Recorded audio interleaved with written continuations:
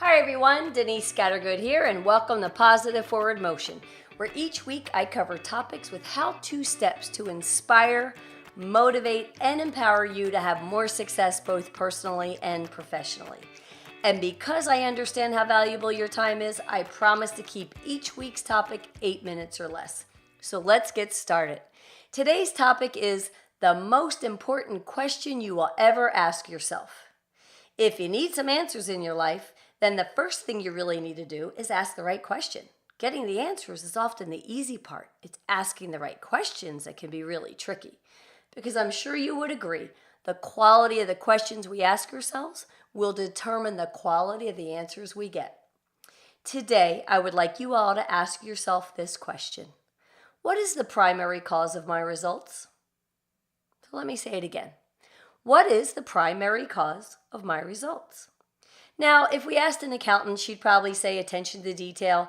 And if I asked a manager, he might say it's teamwork. And if I asked a stay-at-home mom, she might say a clean, organized, scheduled home. And if I asked the president of a company, they would probably say focus and a company vision. And if we asked a pro athlete, he'd probably say practice and dedication. And these are all great answers, and it's very common that the answers we give are usually based on how we each see our world and what we identify with. And you know my passion is to help you have more success and happiness in not only your professional life, but also your personal life. So this question is not just specific to your career, your daily task, or how you make your money. I'm asking you to ask yourself, what is the primary cause of my results in both your personal and professional life? And let me explain what I mean by primary cause.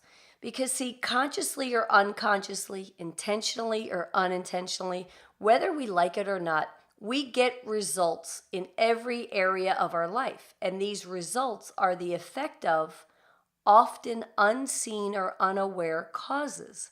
So today, my goal is to bring light to those causes and, more importantly, the primary cause of your life's results. So when I was first investigating this question, I also figured that the answer, to my professional results were from my hard work, my ferocious appetite for learning and teaching. And for my personal results, I figured my success was due to the fact that I really tried to maintain a healthy lifestyle as well as my commitment to my family and friends. And I also learned that these are all great, but we really need to understand that the primary cause to our success or failures in life, it's very simple and often overlooked. Earl Nightingale, a very famous motivational speaker and author, posed a very simple test to help us determine the primary cause of our results in life. So I'm going to share it with you right now, but I'm going to warn you, it's super simple. So here it goes. Just answer this question with a simple yes or no. Do you feel the world is treating you well? If your answer is a quick yes, congratulations, you got a great attitude. If your answer is no, your attitude is bad. And if you have trouble deciding, your attitude is average. And I know this can sound a bit harsh. However, the more you study this and the more you think about it and the more you analyze it, the more sense it's going to make. Because having a good attitude is all about training yourself to find the good in every situation. And I mean every situation. Because as you know, it's easy to have a great attitude when all is going well. But how's your attitude when, the shit hits the fan? Things aren't going great. It really is that simple, because I know you've heard it before. At some point in our lives, we've all been reminded of our attitude. For example, you've probably heard someone say it to you, or you've said it to someone else. If you would just improve your attitude, you'd have better results. If you had a better attitude, you'd have better grades. If you had a better attitude, your performance, on the football field would be better. If you had a better attitude, you'd have a better relationship with your coworkers and your children or spouse. I mean, the list goes on because attitude is the one thing that comes very close to being everything about being success or a failure. And I know we all get hung up on things like money and qualifications and experience and talent. But these mean nothing if you don't have a great attitude. Because the rarest and most prized quality of all is your attitude. So today I'm going to share 8 simple steps to help you find the good and maintain a great attitude. Number 1, fill your brain with positivity every chance you get. So congratulations, you're here listening into Positive Forward Motion today, but also seek out, positive podcasts or positive radio shows. Watch positive, uplifting movies and find and read motivational books.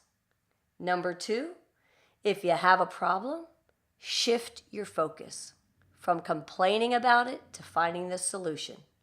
I'm sure you've heard me say this before. Spend 20% of your time identifying your problem and 80% on the solution. Number 3, take responsibility.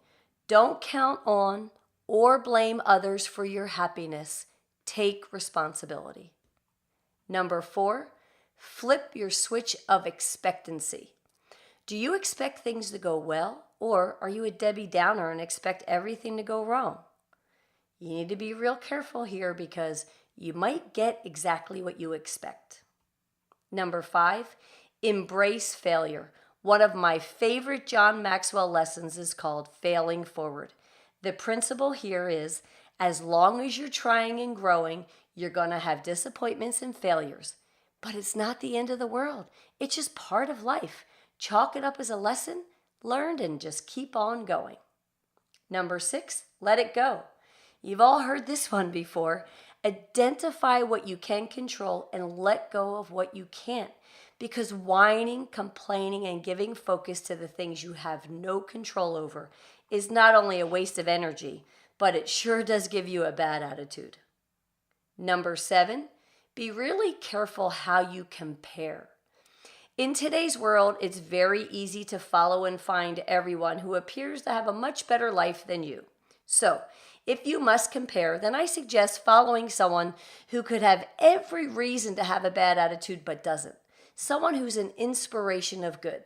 For example, I had the honor to see Nick Vujicic speak, and he's the founder of a nonprofit group called Life Without Limbs.